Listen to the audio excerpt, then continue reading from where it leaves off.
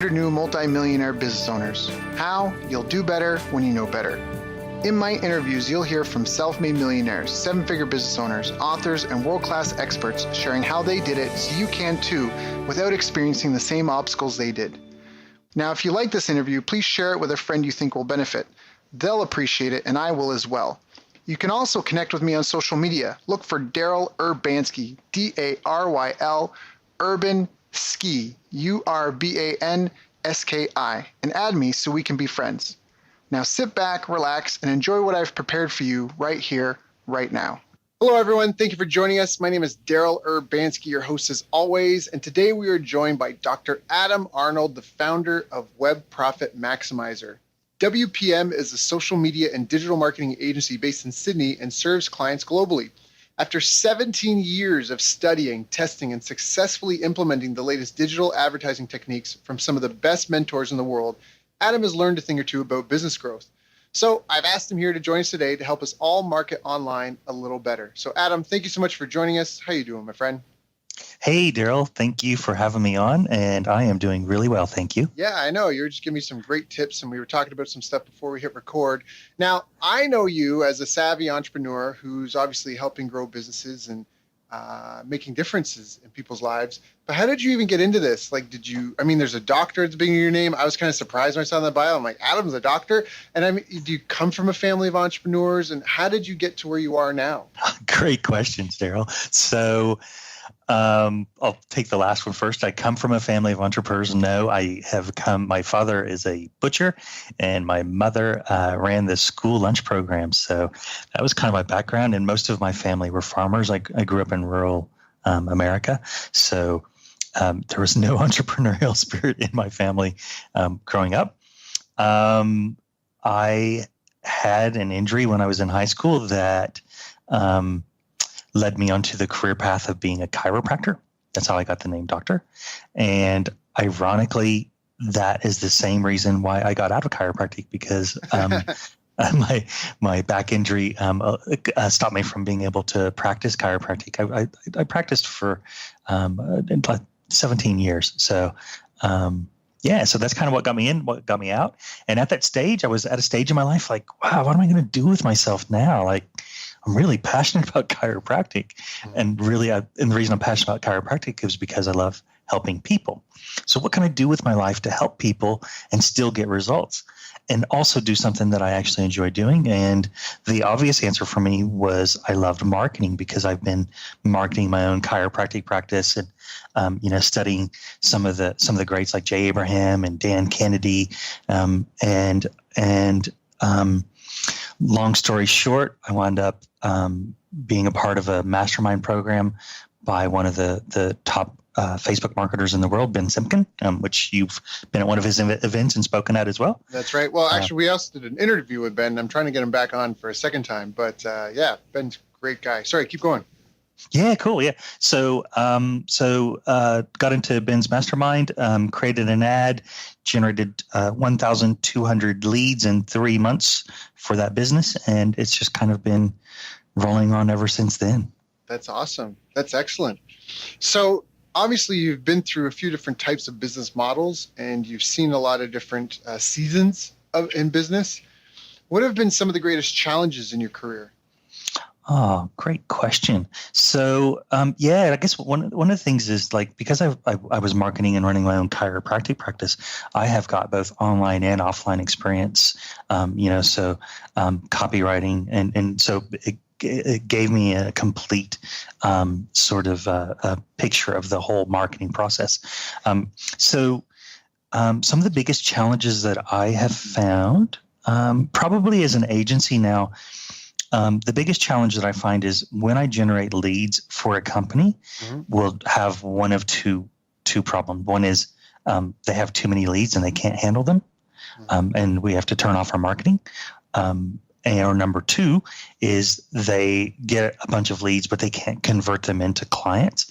And so both of those problems really comes down to having the back end sales.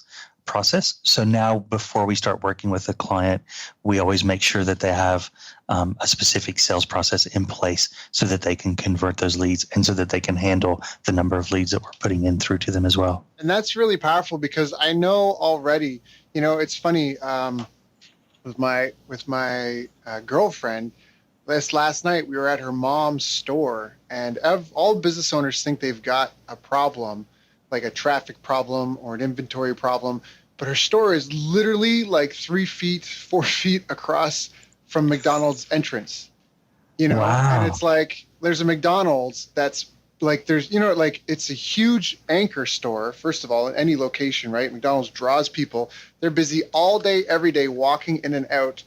So the problem isn't that it's a conversion problem. Everyone has a conversion. Everyone thinks I don't have enough traffic, whether it's an online or offline business. You hear that all the time. I don't have enough traffic. But typically, if you had more conversions, you could get a lot more out of less traffic. If you make one sale out of every 10, then to make 10 sales, you need 100 people. But if you're getting 2 sales out of every 10, you only need 50 people. That's half the traffic. So it's almost like people always focus on the traffic part, but what you said is so important. So we talk about having a back-end sales process in place. Can you kind of describe what that, I mean, this might sound really rudimentary and basic, but just for, shits and it's my own show, I can swear, just for shits and giggles, can you explain what is like a back-end sales process? Like, what does that look like? Okay, great question. And so I think that I'll use healthcare as an example. I generate a lot of leads for functional medicine practitioners and chiropractors. So when the lead comes in to the chiropractor or the functional medicine practitioner, they will have their staff generally making the phone call. Now, the staff person that is the person that sees the clients walking in the door and greets them and takes them into the rooms is more of an administrative trained staff person. Mm-hmm. And they're not used to following up on people. So the first thing is that they have to be used to getting on the phone and having conversations with people. And the first area that it'll drop off is if they think they've made 2 or 3 phone calls, anything beyond that would be bothering someone. Right. So we have to train them to understand that it's okay to make 15 or 20 phone calls within the first 72 hours of a lead coming in. Right. So that's the first step is we need to, clarify when you get that lead coming in through your inbox, this is the steps that you need to do. And the first thing is you want to call them. And the quicker that they call them, the better the result will be. Right. Okay. And then the second step is okay, well, what do I say once I get them on the phone? Mm-hmm. And so then we work with a scripting process with them on what they should say to get them to convert. And sometimes we don't know exactly what we're going to need to do to get the conversion because we need to trial it. Mm-hmm. But typically we can come down to the biggest objections are generally time and money. Right. So it's about showing the value of whatever it is that they're getting on the phone. Because most of my clients are on the higher end of they have high ticket items. So mm-hmm. they're not a typical chiropractor or a functional medicine practitioner. Their programs are anywhere from $2,500 to $15,000 to come in and see them. Mm-hmm. So there needs to be a lot of value being displayed on the telephone. Right. And then once they get that client into the office, then it's about making sure they understand how to track what happens. Right. And so we set up spreadsheets for our clients where they enter in, the number of times they called, what was the result of that phone call. When they came into the office, did they convert into a client? So we make sure that our clients have all of the sort of back-end processes so that we can track. And that helps then, from an agency point of view, that helps us to make sure that we are then tracking them in terms of our ads to make tweaks to our ads. And then there's not really an upsell or side sell for most of my clients that are in that space. But if we were looking at, as an example, an event company that we're running ads for right now, they sell high-end jewelry. Mm-hmm. And so oftentimes, and they sell it through auctions. And so people who buy jewelry through the retail outlets aren't used to buying jewelry in an auction. So the first thing is to get them to the auction, get them comfortable with the process. And then the next part is to make sure that we get them to come back to the next auction so that now that they're comfortable, they're ready to start bidding and actually purchase jewelry. Right. Yeah, that makes perfect. And what I love about it is it's about, so for people listening, it's about having like a planned process. It's not doing something new with every person. A lot of businesses, the sales rep is the owner typically, and they're just kind of handling it right on their own. And just out of necessity, a system kind of emerges like, oh, I got this Post-it note system on the dashboard of my car because I'm always stuck in traffic, blah, blah. But that's not it. You've got a planned out thing. You've got a script. Why would you use a phone script? Doesn't it sound robotic? Great question. And so it shouldn't sound robotic if the person is using the script as like a guide. So they still need to put in their own personality, but we want to be able to test and measure. So if they say XYZ and they get, ABC result, then we know that XYZ works. But if they try to use something different every time, then we don't know what's working and what's not working. Right. And it might, you still might figure it out, but it could take a lot more iterations. And when you're spending money to buy leads, you want to minimize the optimization cycle as much as possible. And you do that with specificity. Exactly. And so I also have a background in NLP. So we will use NLP in our scripting as well, so that, and hypnotic suggestion. So we know the outcome that we're going to get. I love that. All right. So we talked about how helping you can generate leads for a client, but typically they don't understand. They don't really have a business in place is what it sounds like, because they don't have any systems or processes. They're just good at some, and I don't want to, that's not a dig at anybody by any means. But all right. So then you help them actually get a system in place to capture their leads, follow up the leads, track what's working, what's not working. Where do people struggle with that? Is it an easy thing for everyone to implement with, or do some of your clients tend to struggle with parts? Yeah, good question again. So, and you asked about a script. After a while, people get tired of saying a script, and that they then think, oh, let's just deviate from it, or I don't need the script. I'm good at Right. Yeah, I've done this enough now. I can do it on my own without the script, and so that can be obviously a problem. Or the other problem is because again they're administrative staff, they just get tired of making the calls, and so and that's where we will suggest they start looking at having an external company to make those calls for them. Because those are salespeople, and they don't care if they call the person 100 times a day. They're there to get a sale, and they enjoy making the phone calls.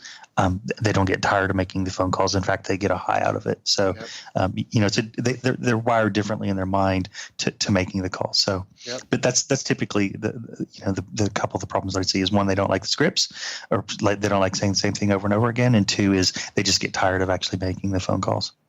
Now, why pay for advertising? Like, why buy leads? Why not just word of mouth, that sort of thing? That's a good question again as well. So, I did a seminar recently in Ben's mastermind, and I was talking about marketing on autopilot. And when we talk about marketing on autopilot, the first thing that a business needs to understand is what core pillars of marketing they have in place. And referrals should definitely be one of your core pillars. The challenge with just having referrals is number one, you never know when someone's going to refer. You can't control that. So it's kind of like you're on this roller coaster ride of, I got 2 referrals this week and I got none last week, and then it goes up and down like that. So that's the first reason why we don't want to just rely on referrals. The second reason is because if you're after substantial growth in your company, you're going to have other marketing in place. And so the beauty of having paid advertising is we can scientifically look at it and go, okay, if we run an ad, that's going to produce for X dollars, it's going to produce a lead. And if we get X number of leads, we know that we can convert, Y of them into clients. Mm-hmm. And so then therefore we know that we can get a client landed for, $100, $200, whatever it is. And we know that the back end sell of that is going to be $2,500. Mm-hmm. So now we have a system that's automated that we know that we can follow through and we can control with paid advertising. Whereas if it's organic, like as SEO, I think everyone should have that in their business as well. But you can't rely on how many people are going to search for whatever keyword you're looking for in Google that particular month. Whereas within paid advertising, we can control how many leads we're going to get, how many new customers we're going to get. Yeah. Yeah. You can literally turn a tap. It's like, hey, let's get 300 new customers, and then you just get them. And it's a simple concept to grasp. And I think it's a simple thing for you to understand, but it's not easy. It's not straightforward and easy. If it were, more people would be successful at it. So I think that's really where 17 years of experience plays a powerful role, because it really helps shorten that curve. You can do it. A lot of people also, there's a great book, Scientific Advertising, written by Claude Hopkins. And in it, he says, you should treat your advertising like you would a sales rep. You wouldn't expect your salesperson to make sales their very first day on the job when they're just learning about you and your product. You would have to pay them and invest in them for, for amount of time before they would start producing any results. And a lot of times paid advertising can be like that. You have to treat it like that, because it's such an asset when you have that tap that you can just literally just turn it on and get more customers.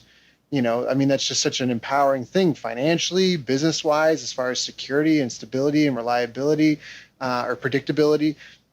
But it's not, again, it's something that, if it was so easy, everybody would be doing it. So it is something that takes time, energy, and effort to build. But I always say on the show, there's only really 3 ways to get traffic. You can buy it, you can borrow it, or you can build it.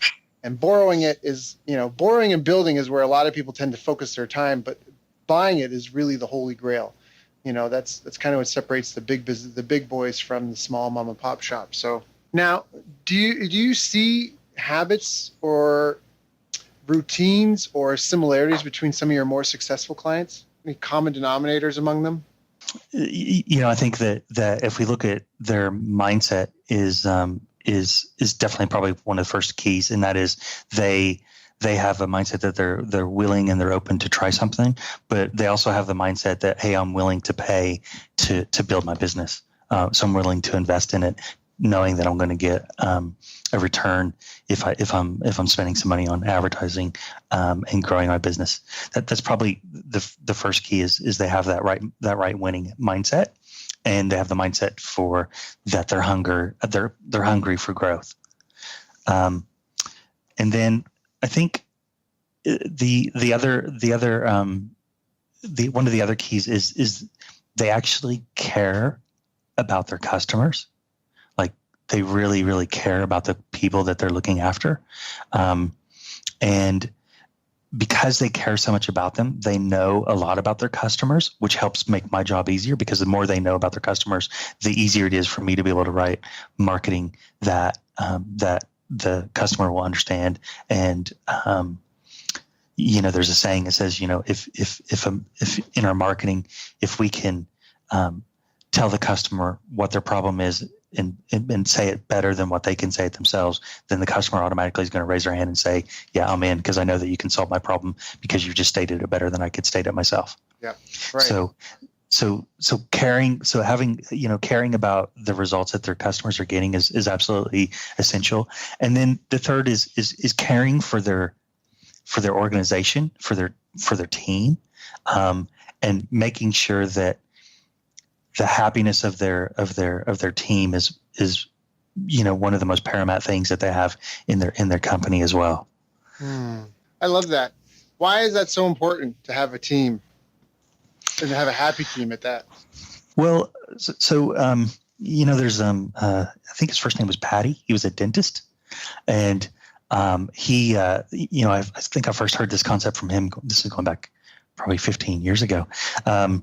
And he made a decision that he was going to split up his clientele into his A clients, his B clients, his C, and his D. And A were obviously the best clients, and D were the worst clients. And he was getting rid of all the B, C, and D clients. So he was going to refer them to another dentist because he didn't want to work with them. Mm-hmm. And then he would then only work with his A clients. And the reason why he said that is because, and sorry, I'll go back to using this in the team example. Right. So he asked, who's the most important person in your company? And most people would reply, well, it's the customer. And he said, no, it's my team. And the reason it's my team is because I'm around them all day long, every day. So I have to get along with them. I have to, like them, and I have to be able to trust them. And so they're the most important people in my entire organization. And the customer comes second. And then with the customers, he cleared out so that he was only working with people that he wanted to be around all day long. So his happiness came from, number one, having his team be happy and be around people that he liked. And number two, from his customers also being people that he liked and wanted to be around as well. That's such a powerful thing, because I think that's why a lot of people get into business. It's to have control. Like, there's so many things that are out of our control. I think there's people that they want that control. They don't want to deal with a boss that they don't like, or they don't want to be subject to somebody else's input or abuse. So they start their own business to have their own control over exactly that. Who they are surrounded by at work, what types of customers they do or don't have. But most people don't exercise that. Now, isn't that a scary thing, though, to turn away some customers because they're not treating you with respect, or they're not the types of people that you want to get along with? Like, isn't that a scary thing to do? Yeah, absolutely it is. But it's also at the same time, it's very freeing. Once you do it, it's very freeing. And I think it opens up a vacuum where you're going to attract more of the type of customer that you want. I think that's really true. In fact, I want to just talk about that for a moment, because the customer is not always right. The customer is not always right. And just because you have a business does not mean you are subject to being walked all over by people. You get what you expect. And so if you expect a certain amount, it does depend. Maybe there are industries where people expect the customers and the industry is a certain way. But typically, though, you can still run your own ship as you want, and you get what you expect. And exactly that, if it's almost like that way in life. If you let people walk all over you, then they're going to walk all over you. People will take, they'll take all the room that you give them. Customers as well. Absolutely, they will. And in your company, you have your rules, and these are the rules that we abide by to have our happiness. Just like, living in a country, you have rules that you have to abide by to keep it happy. You drive on one side of the road because that's what keeps everybody happy and keeps everybody safe. Yep. Yeah, all a company is a team of people. All a business is a group of people who solve the pain of another group of people with a product or service. It's here. You talked about dentists. So that's a group of people that solve the pain of another. Maybe it's a neighborhood. Maybe it's a type of person, a working professional. They understand they've got busy lives. Maybe it's people who are afraid of pain. And so it's a dentist office that, that makes sure that they put everyone under before they do, right? It's like it's people who solve this pain of a specific group of people. And so again, it's the same thing. It's a culture. Culture is such an important part of anything that you do, whether it's a sports team, whether it's a business, whether it's a family. The culture that you encourage, that you nurture, that's gonna it's almost like its own thing, right? It's gonna lead in directions you want or don't want, no matter what. And so I think that's a really, really important point. I just wanted to kind of highlight that, because I know that there's a lot of people that feel like they're subject to their customers, or like that sort of thing, like and it's not the case. You literally design your own life, and whatever life you have, you've designed it. You've made all the decisions or refused to make the decisions that led up to that. And so, if, you're not a tree. Move. If you like where you are, okay, perfect. If you don't like where you are, do something different. That's why you're in business, and you have that control. I don't know if maybe I lost some people with that, but I just think it's a really important point. So agreed, totally. Yeah. So now moving along, what do you think? Where do you think the future of paid advertising is going? Oh, good question. And it's been in turmoil. So, as we're talking on this podcast, just today, chatbots were released again in Facebook. So for those people that don't know what a chatbot is basically an automated program that allows you to have a series of questions and answers inside of Facebook Messenger. They were opened up going back about 18 months ago, I think now maybe 2 years, they were opened up into Facebook. And because of the recent Cambridge Analytica privacy stuff, going on, all that stuff that the media is having a heyday with. Because of all that, they turned off chatbots so that they did not allow them to occur until they could get those privacy policy issues sorted. Mm-hmm. And today they've just released them back into working. So that's great news for businesses that are wanting to use those to automate some processes and communication within their business.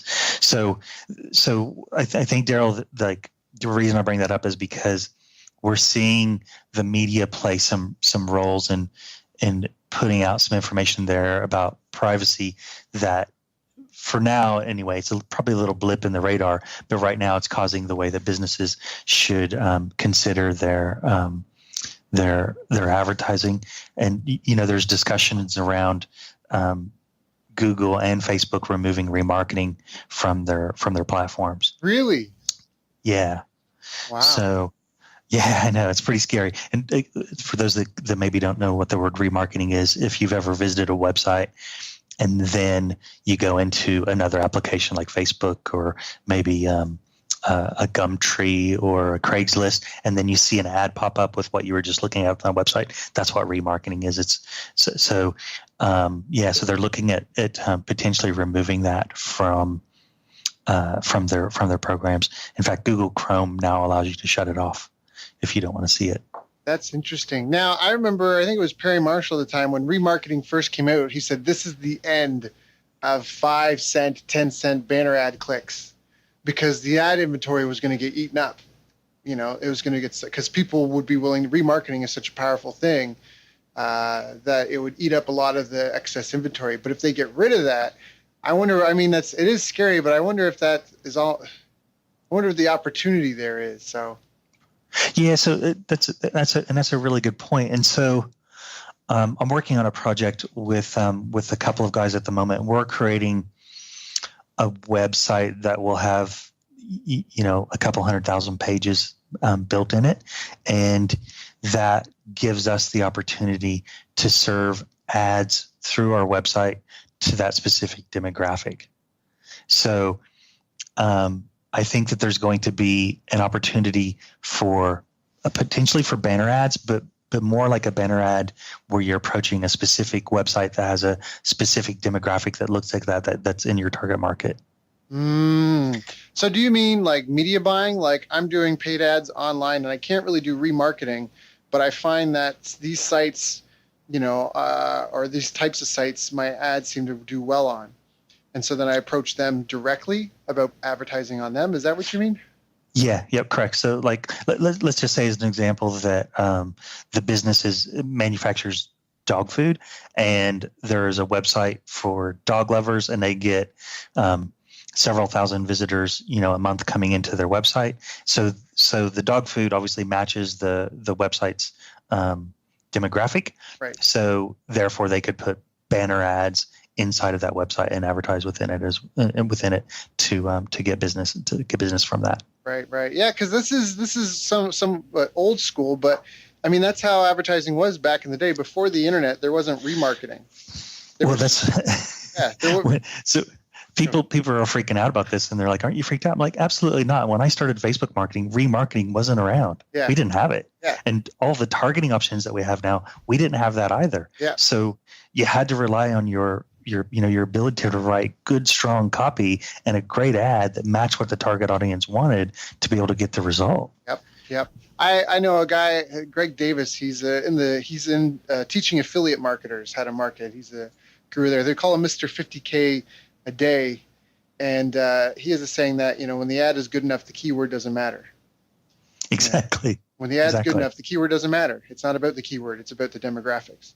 And anyways, it's just an interesting philosophy. But that's how it was, because before the internet, you had to buy lists. That's how it was. You would rent a magazine list.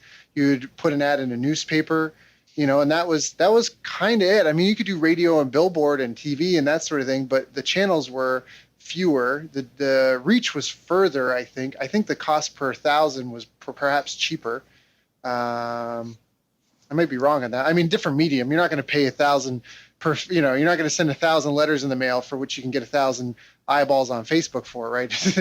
But Yeah. but I mean, just respectively. And so that's where it was. It was about generating your own lists. And so for people listening, this is what it was. The name of the game was get something out there that identifies your group of people. It can be a free offer, it can be a low, cheap offer, but typically you want to build a list as big as possible. And then you spend all your time marketing to that list. You couldn't do remarketing. You had to market to your lists, and that's kind of how it was. And now in some ways people have gotten lazy where they're like, oh, I just remarket and this, and they may not get it, but they're doing the same thing. It's just a different, like there's nothing new under the sun, right? It's all the same stuff. It's just transforming from one format to another format. And that's where someone like you, who's got 17 years, and even myself, who's been in the game for almost as many years as well, like that's where that experience really comes in handy, because where new people are getting caught up in the technique, we understand the principles and the strategies that have been, kind of proven themselves over the test of time. So, yeah. And I think on this note, like one of the areas, like, obviously, like your definition of what you're talking about, as a business is a group of people that work together to solve a group of people's problem. That's what Facebook groups do. And so I think that there's going to be more emphasis on Facebook groups, and there's the F8 conference is going on right now in California, which is the Facebook conference, and that's going on right now, and they're releasing several new things. So be on the lookout of that in the next few days to hear what's going on there. I've got a friend that's just telling me that they've released now the ability, they've changed the join group button just a little bit, so it's going to be easier to join groups now, which is cool. That is cool. Yeah, groups are extremely powerful because it's a pool of people that you're interested in. The problem is reaching those people. It can be really expensive and time consuming to get in there. And I know Facebook's changed permissions on how to market in groups a couple of times the last couple of years. So, all right. So we know that there's some new things happening with groups, some new things happening, I guess, with chatbots and with remarketing. That's kind of interesting as well. What do you think? What are some of the most effective ways for someone who's new and, maybe they're not sure if they want to get with an agency or not yet, but they need to get their own, they want to jump in. They want to test the waters. What do you think is some of the most effective ways to get something basic up and running? So good question. And the one caveat that I'll put on this is that oftentimes, when you've been doing marketing for as long as what you and I have been doing it, the ad that we're going to produce is going to have a much greater chance of being successful, once it gets out of the gate. Whereas if someone is not used to creating ads and creating copy, and they don't understand how to use the Facebook advertising platform, then that can have problems like we were just talking about, challenges with Infusionsoft and ClickFunnels. And those sort of technical challenges would normally knock someone down and then they just give up. So the caveat on this is if you do not succeed at first, or if you come up against a problem, we have a rule in my company. If we're using a piece of technology like Infusionsoft or ActiveCampaign or any technology, and we get stuck on that using that piece of equipment, and it takes us longer than an hour to solve it, then we stop and we reach out to the support team of the company that makes that, and we wait for them to help us before we start to continue on. So if you get into that and you fail, or if you get into it and you reach a technical situation, reach out to someone that is an expert in that area to get some help. Yeah. So that's the first caveat I put on that. The best way to get started and the most simplest thing to do is to first understand who your customer is. So if you've got an established business, go and talk to one of your customers that you absolutely love. So like I was talking about A, B, C, D customers, go and talk to an A customer, not a D customer, because we don't want to attract them in. So go and talk to an A customer and find out what the problem was that they were having, how they communicated that problem, where did they go and look for other answers besides coming to your company to solve that problem. Gather all of that information up and then use that as your foundation for building your ad inside of Facebook. That would be my first recommendation. If they don't understand Facebook advertising platform, then they're going to have to get some training on that. And Facebook provides training inside of it. They've got a training platform called Blueprint that is free to use, and you can go in and learn how to use the Facebook advertising platform. And the third part of this is make sure they're boring as batshit to read, but make sure you read the Facebook advertising policies. Know them inside and out, because you do not want your ad to get disapproved over and over and then get your account shut down. Right. And I don't know, is Facebook still like they were? I've been doing Facebook ads still, but not as heavily as I was a few years ago. And for the longest time, Facebook had a hair trigger on banning accounts where Google would just disapprove your ad. Facebook would disapprove your ad in you. It was like, sorry, you wrote a bad ad.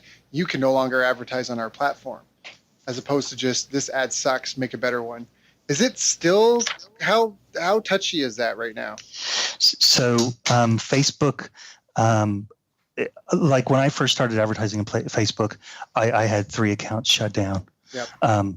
So I haven't seen that sort of thing happening as much, but with the privacy policies coming out now, Right. I'm sure that Facebook is going to start to monitor that if you're doing anything that's going to be breaking a privacy policy. So if you're sending someone to a landing page, make sure you have privacy policy on that page. I had a client, actually a good friend and a client for a while, and he was doing something like 20,000. He was out of Mexico. He's doing something like 20,000 net profit a month. Had an ad set running in Facebook for 8 months, almost untouched. Went in, made one small edit, and his account got shut down. It was like, and it was almost like they hadn't. It was like it somehow got under the radar all those months. And it was like that review, whoever reviewed it that time, it was something like he changed the URL. Like he didn't even change the ad. And it just totally got him anyways. And it was just gone. Like, it's not even like, oh, that ad that was running great and making me 20 grand net a month is now gone. It was like his account was gone, and the credit card tied to that. Like it's a bit of a headache. So, yeah. The only way around that, if that did ever happen to someone, once an account's gone, it's generally gone. Yeah. So my suggestion would first be go and like send an email to Facebook and see if you can get some help with it, or if you can go on the live chat and then do that. And the second thing is, once an account's gone, it generally is gone. So just set up a new account, use a new credit card, and that's essential. You have to use a new credit card, set up a new account, and just get back into business again. Don't let that stall you for weeks at a time. Yep. So all right, so we're talking about how to get your first paid ad campaign up and running profitably. You talked about doing the research. That's such a crazy thing. If you're going to go hunting, to know what you're hunting. If you're going to go fishing, what kind of fish and what kind of bait. So do some good market research. Ask these people questions. You talked about if you already have customers. If you don't have customers, we mentioned Facebook groups. Those are just amazing reservoirs of information. People understand the power of technology today. You can go on Google keyword search tool, or you can go on Facebook and hop into groups, and you can read people's thoughts. You can search a group for words like frustrated, angry, like upset, things like where because people are having pain, and research and understand where your market's coming from. You can go to Amazon and read all the customer reviews. You couldn't do that before. Barnes and Nobles and Chapters and all these bookstores, you couldn't pick up a book off the shelf and read what hundreds of people have thought about this book, right? Like at that time and place. So there's never been a better time in history to be in business as there is right now. So step one is do the research, then create an ad out of that. Is that it? You just put up an ad? Should we run an ad to a phone number? Do we want to collect leads? Do we want to run an ad and make a low dollar sale? What's your recommendation for, for someone who's just starting up and running, just some basic, get me up and going and hopefully get something that kind of works? So look, if they have a website, and their website is getting conversions to them, it's generating leads for them, then the simplest way would be to create an ad, and understand the image in the ad has to match where you're sending traffic to. So if you're sending to your website, they need to have the same image that's on your website. Mm-hmm. So send them to your website. And if you have the ability to have a form on there where people can fill it in, then that's the simplest way to do it. Mm-hmm. The second is is to use what's called a lead gen ad, and a lead gen ad or a lead ad is one that just stays within inside of Facebook. Okay. So you don't even have to create a landing page. You don't have to have a website. It literally just stays inside of Facebook, and it pre-populates with the person's details that they've used inside of Facebook as well. So that's probably the most simplest ways, is either send them to your website or send them to a lead ad. That's excellent. Now, are lead ads cost effective? Yes, they are. With a lead ad, we use them for a lot of our clients, and obviously the skill level is gonna vary here, but we'll generate leads generally somewhere between sort of $8 to $25, depending on the industry that we're in, using lead ads. That's excellent. Yeah. Okay. Good. All right. So really, that's it. I mean, it's traffic and conversion. And if you have an ad that's getting clicks, but you're not getting opt-ins, you may want to look at the ad. By all means, Adam, correct me if I'm out of line here, but you may want to look at the ad and the landing page and try to figure out which one of them is off. You might be getting clicks for something that you're not delivering on your landing page, or you might be getting clicks for something that your landing page is confusing, or people don't understand what they're supposed to do next, or it's just not an appealing offer. Is that kind of accurate? Yeah. So typically, like if no one's clicking on the ad, then there's a problem with the ad. If they're clicking on the ad and going someplace and they're not taking action, there's a problem with wherever they've gone to take action. And if after taking that action, then you're having difficulties getting a hold of them, then the follow-up process is a problem, or the entire funnel was incorrect.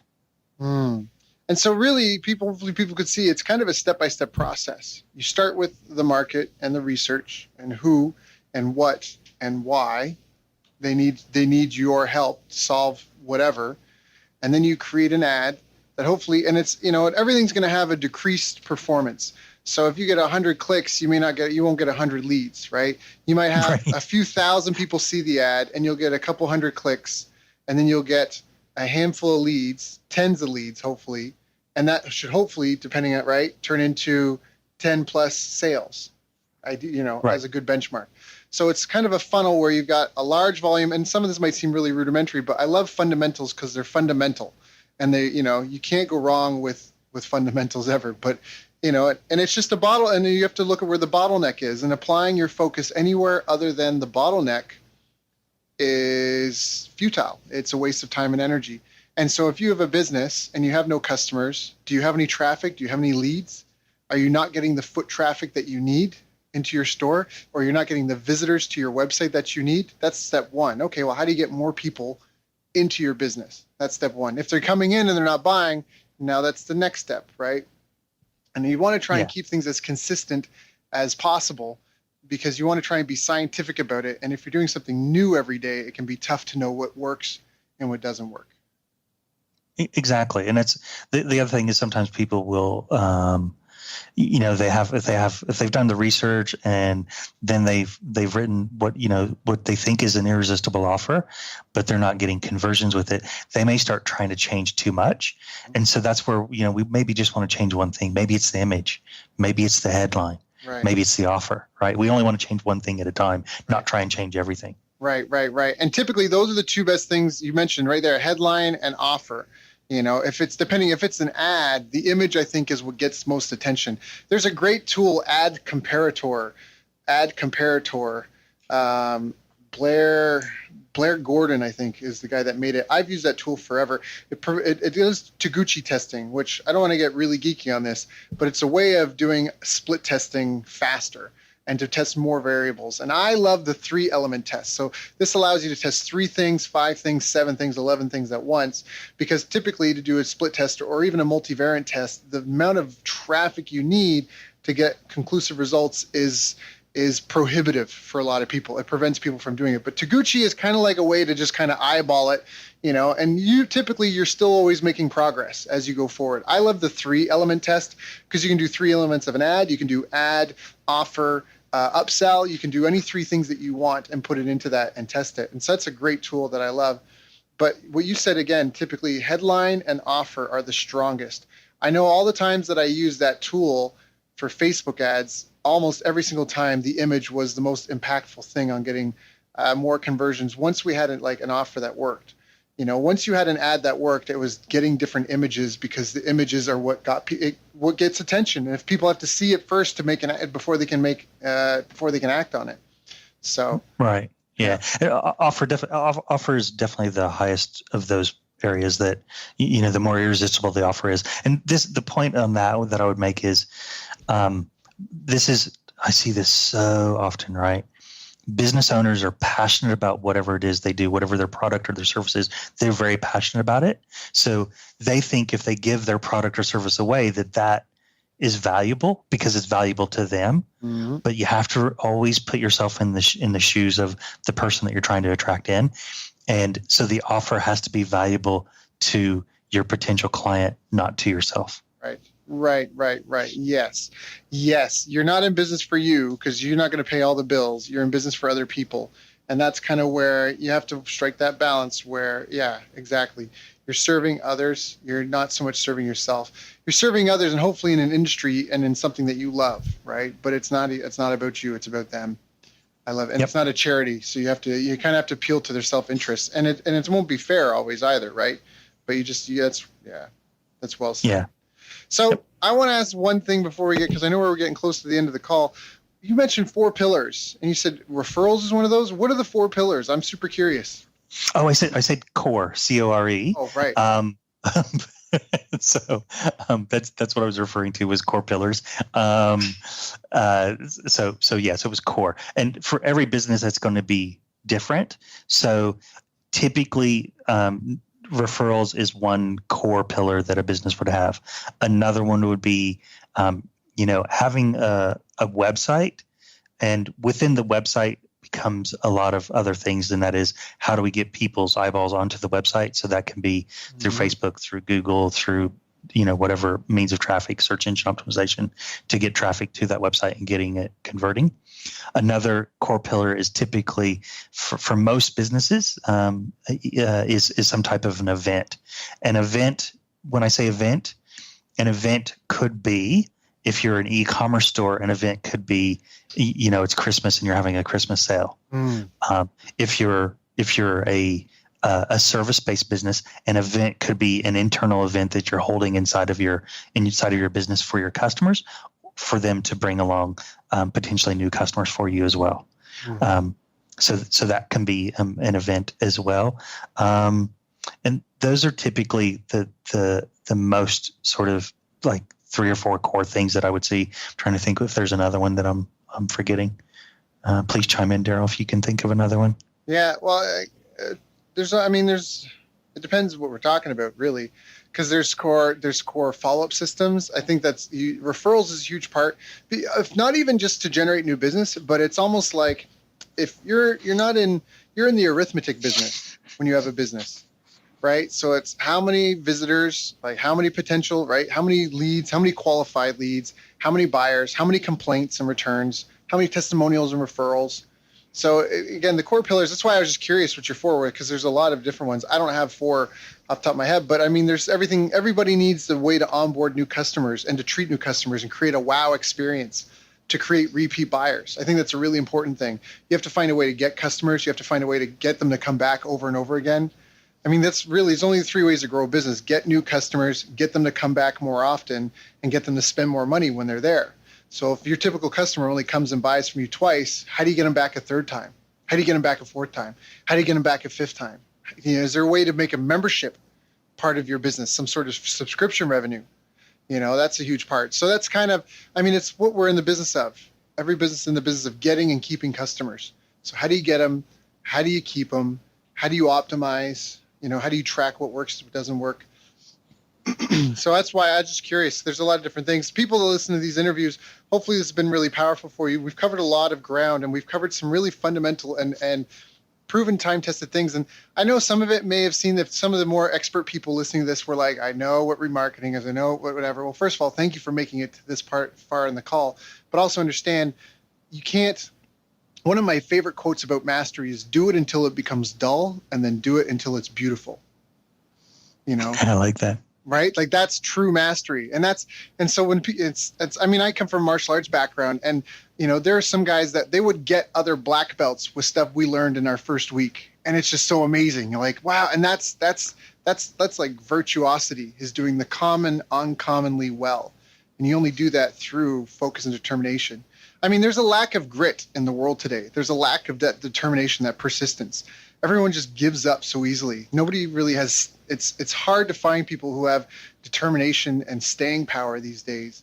I did a Facebook Live rant about this not that long ago, because it's disappointing. And that's one of the things that I miss about running a martial arts school. Is when I had a martial arts school, every day people showed up to get better. No one showed up to whine. No one showed up to complain. And when you're not in an environment like that, if I didn't have a gym or CrossFit gym or a martial arts studio or something like that to go to, where I'm surrounded by people that are trying to get better all the time, like, I don't know what I would do. I would become aloof. I would just become a recluse, because I just can't handle it. Like people just don't get it, and you got to enjoy it. It's not, some people act like life is, I don't know, like life is a burden. I mean, it is a gift, and you got to, have passion for what you're doing. You want to get up in the morning and have a reason to live. Like, geez, like, you're here. You're not going to be here forever. 5,000 years is not going to matter. You got to get up and do something that's meaningful. Yes, you got to make money. Okay. So what do you want to do? You want to go plug in at a job and have someone tell you what to do? Or do you want to be self-directed and have an adventure? It's going to be good. It's going to be, I mean, that's where I'm at, like I want to get the most I can out of this life. As far as I know, I only get one. I'm not sure, but so, I don't know, just focus on the fundamentals and embrace the grind and love what you do, and just be consistent at it. And I don't know, just got to keep being a student. I think I'm on a soapbox. I should probably get off. It's your interview, not mine, but it's all good, Daryl. I think that your points are all very, very valid. You gotta enjoy the time that you're here, and you got to be doing something meaningful, right. And always, and always continue to strive to be better at whatever it is that you're doing every day. That's right. And there's never going to be an end of the problems either. You're never going to be like, I've now solved all the problems in my life and my business. Everything is complete. You might have like a week, like a month or two, but there's always going to be something. And so just don't get all beat up and caught up in it, and just have fun. That's really, I mean, did you die? I love that meme. There's that meme from the movie Hangover. Like, did you die? No. Oh, okay. Then shut up. Like, like it's really like, oh my, like I was belly aching to Adam before this call about some immigration issue stuff I've been having with the U.S. But at the end of like, did you die? No. All right. So suck it up, princess. Like it's, move forward. And so anyways, Adam, I really appreciate you. For people who have been listening into this, you may want to listen again just to make sure you got everything. I hope you took notes. If not, definitely listen to it again and take some notes. Even if you never look at them again, it will help you remember them better. And I just really hope that you understand that we've talked about some stuff, and it may seem easy, like go on to Amazon and read the reviews, or check out Facebook groups, or ask your customers some questions and create an ad. Some of this stuff may sound really easy, but it doesn't mean it's any less powerful. The stuff that we talked about today is real. There's no magic room. Adam and I aren't going to hang up the call and be like, okay, now this is what I'm really doing, to get results in my business. So it's right here. It's been given to you, and now it's up to you to implement it and go, if this were the gym, you got to go get 100 reps, hammer it out. And if you need some help, there are experts around that can help you. In fact, Adam, if anybody here would like to reach out and get some help, what are some of the best ways for them to contact you? So they can email me. My email address is adam@webprofitmaximizer, and maximizer is spelled MAXIMIZER.com. So Adam at Web Profit Maximizer, and I guess I should spell profit. I once had someone said, "Is that PROPHET?" I'm like, no, it's PROFIT. So Adam at webprofitmaximizer.com. They can go to our website, which is webprofitmaximizer.com, and they can fill in a form there for a strategy session, and we can sit down and have a chat and see if there's anything that I can help them with in their business. And if they want it done for them, then we can also talk about that too. Perfect. So, Adam, thank you so much for joining us today. Again, you've been a valued friend and advisor, and I'm just grateful that I could introduce my following to you, my audience to you. Again, if you've enjoyed this, if you need some help, please contact Adam. And again, Adam, I appreciate you, and I'm just excited to see where we end up 10, 20, 30 years from now. Likewise, Daryl, same. You've reached the end of our interview. Now, first, let me thank you for listening. I appreciate and respect you more than you'll ever know. And now I'd like to ask you a couple of questions. First, What 3 lessons did you just learn? What 3 aha moments just jumped out at you? Second, what can you implement for yourself and your business in the next 24 hours? Third, what can you give to someone else to help you with, or give to them to just do it for you? Whatever it is, remember, taking action is the secret sauce to results. Now, if you think this interview would be helpful for a friend, please give them a link to it. It'll help them and it'll help me too. I'd also like to invite you to help me find out more about the challenges you're facing, your dreams, your goals, and how I can help you overcome what's holding you back. We both do better when we know better, and your success is my success. So please reach out and interact. You can visit our website, bestbusinesscoach.ca for Canada or California, where I'm from and where I'm living. You're welcome to also try out one of our paid programs. You can find us on YouTube, Facebook, and pretty much every other social media channel you can think of. You should also subscribe to the podcast. And if you're enjoying them, please leave us a nice review. It really helps. That's all for now. Once again, thank you. Take care of yourself, and remember, the world needs the best business you can build. And I believe in you. So look, I was privileged enough to sit in the room the other day and listen to Daryl present. I had the great fortune to spend some time with Daryl Abrinsky during this week, and we had an incredible 2.5-hour presentation with Daryl.